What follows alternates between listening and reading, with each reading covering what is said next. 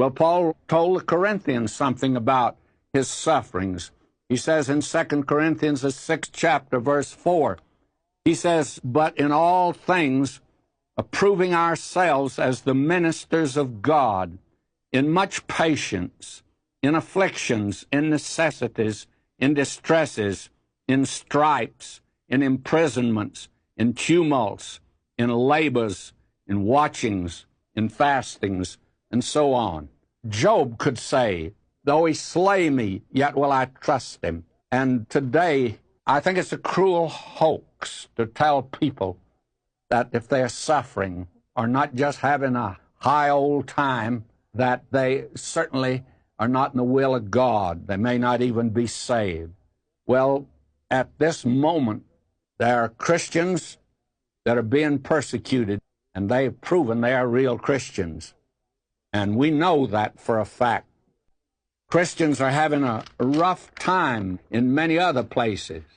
Our nations is one of the last bastions of freedom, and even here there are signs of a coming storm and curtailment of Christian rights. Many Christians who are listening right now to this program are suffering, not persecution, but from some dread disease like cancer. The mental anguish is terrifying.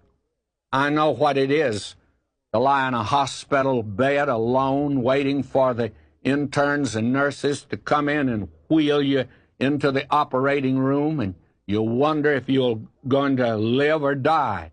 You feel like God has forsaken you.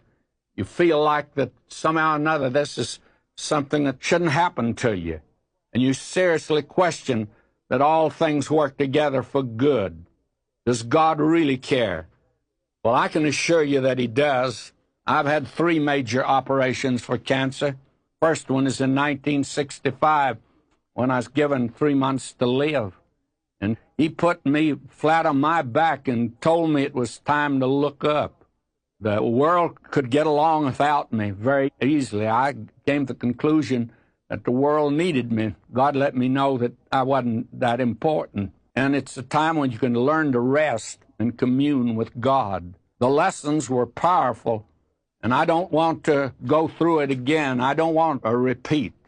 Others of you today are suffering from the scars of a broken home. And if you trust him, he'll bring you through that experience.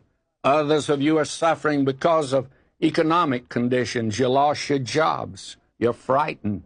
You know that you really have time now to get to know the Lord better. And this may be something else for somebody, a temptation. Well, the Lord Jesus said in the world you're going to have trouble. Peter wrote, "There's no testing that's ever come to you that hasn't come to men before."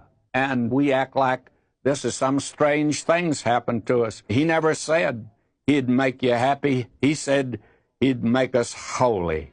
Remember, he that has begun a good work in you, he'll continue it until the day of Jesus Christ. You can count on him. Jesus came